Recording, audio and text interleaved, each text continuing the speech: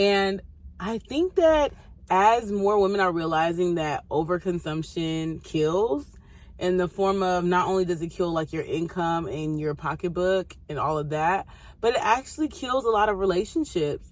And whereas Black women, especially, let's speak on Black women, because I saw this topic a little while ago talking about Black women and our luxury beauty standards. And so whether that is the frontals, the weaves, the lashes, the nails. Hey, look, girl, look. I mean, there's just so many things that we as women do to adorn ourselves and make ourselves feel beautiful. But the sad thing about our society and how things have gone is that a lot of the women who are plagued by insecurities, right? Or women who maybe for some reason feel they have something to prove, and that can be for a lot of different reasons, are easily swayed into overconsumption and feeling drawn to follow beauty standards that they really don't believe in or really don't adhere to. That actually causes them to waste their money and waste their time. So in 2025, people are getting really real about what is going on in society. I'm kind of glad about that. Things are feeling more dire for some people. So people are up here on YouTube telling the truth. And the truth is, honestly, like for my Black women who are trying to get married in 2025, that's who I'm speaking to. Last year, that was me trying to get married in 2024, getting, the ring at least, and now getting married. So for my Black women, maybe you are single and you are between the ages of 20 to 40. I made this video and I'm just going to make it again. Black women between the ages of 20 to 40, I saw a statistic that more than 50% of them will not be married and not have any children. So that is absolutely crazy, right? Especially for me being a Nigerian American woman coming from Nigeria, where I see Black women with tens of thousands of children. Like, the fertility is not the issue, right? So when we look at why is it that Black women 20 to 40 are less often married and less often have children, it's not a fertility issue. So then what is it? Why are they not having children? Well, okay, is there a partnering issue?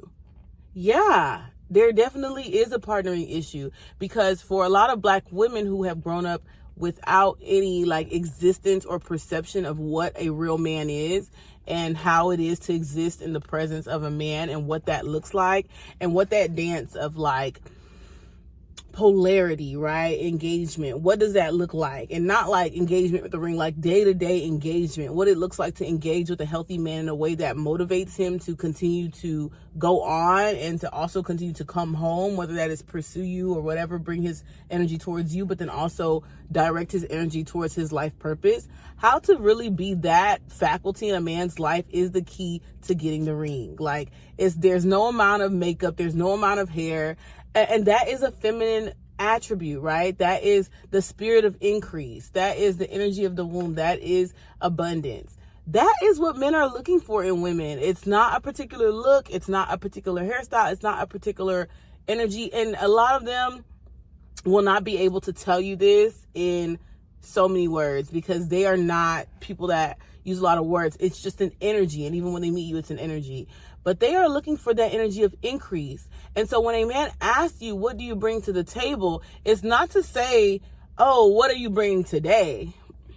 Honestly, if you have to answer that question, if someone asks you, it's not really, they're not asking you. A smart woman, a wise woman is not going to answer what she's bringing to the table today.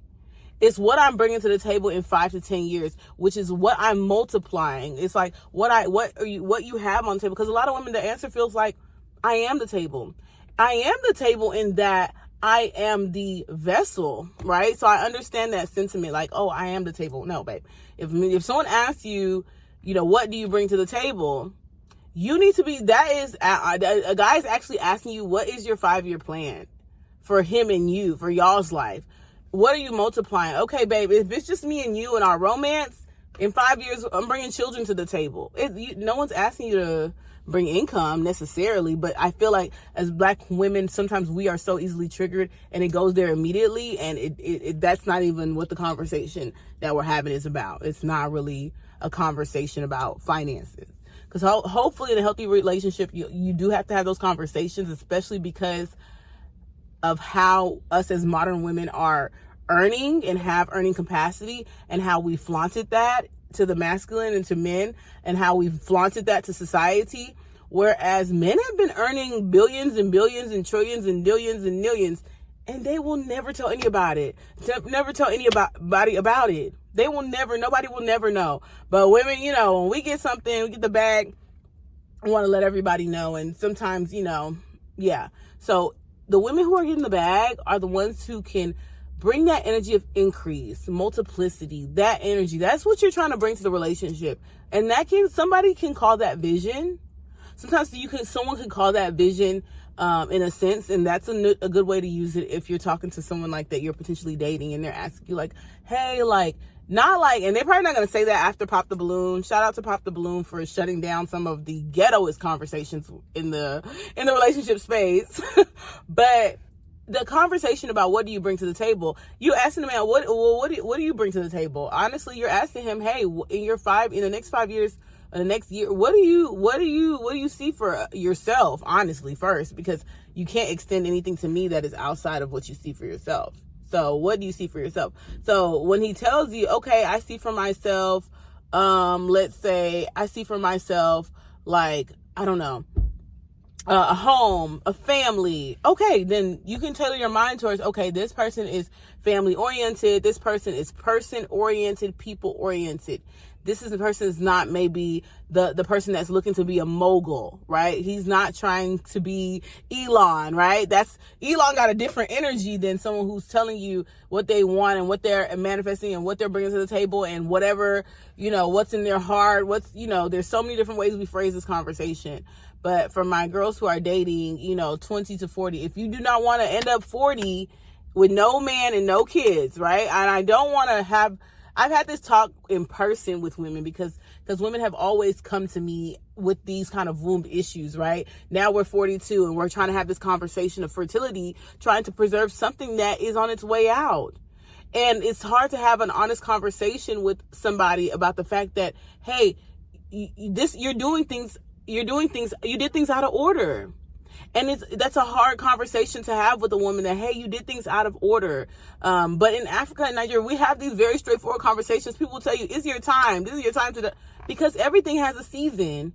You could be a mogul as a human being until the day you leave Earth, right? But as a woman, and if you want to be a mother, which many women do, you need to keep in mind the fact that, hey, 15 to 40 is the sweet spot. That's the sweet spot on that game.